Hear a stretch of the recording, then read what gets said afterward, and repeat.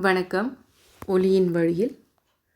குரு, கர்ப்பிணி, நோயாளி, சந்நியாசி ஆகியோருக்கு ஆபத்து காலத்தில் கண்டிப்பாக உதவ வேண்டும். அது மிகவும் புண்ணியம்.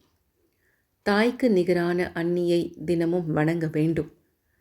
சகோதரன் அல்லது சகோதரி தாழ்ந்த நிலையில் இருந்தால் அவர்களுக்கு உதவி செய்ய வேண்டும்.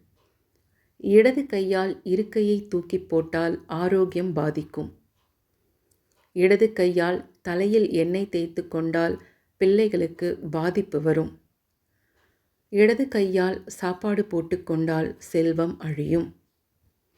பசு, தேர், நெய்க்குடம், அரசமரம், வில்வமரம், அரசுடன் சேர்ந்த வேம்பு போன்றவை எதிரில் குறுக்கிட்டால் அவற்றை வலதுபுறமாக சுற்றி செல்ல வேண்டும். ஒரு கையை தரையில் ஊன்றி சாப்பிடக்கூடாது. மழை பெய்யும் போது ஓடக்கூடாது. நெருப்பை வாயால் ஊதக்கூடாது. குடும்பஸ்தன் ஒரு ஆடை மட்டும் அணிந்து உணவு உண்ணக்கூடாது. கன்றுக்குட்டியை கட்டி வைத்திருக்கும் கயிற்றை தாண்டக்கூடாது.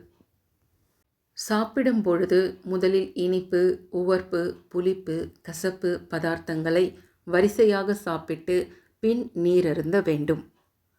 சாப்பிடும் வேளை தவிர மற்ற நேரங்களில் இடது கையால் தண்ணீரை அருந்தக்கூடாது. குரு, ஜோதிடர், வைத்தியர், சகோதரி ஆகியோரை பார்க்க செல்லும் போது, ஆலயத்திற்கு செல்லும் போதும் வெறுங்கையுடன் செல்லக்கூடாது. தீ உள்ள பொருட்களை தரைமேல் போட்டு காலால் தேய்க்கக்கூடாது.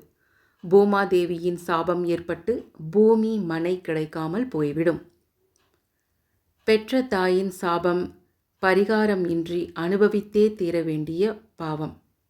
பசுமாட்டை காலால் உதைப்பது, அடிப்பது, தீனி போடாமல் இருப்பது மகா பாவம்.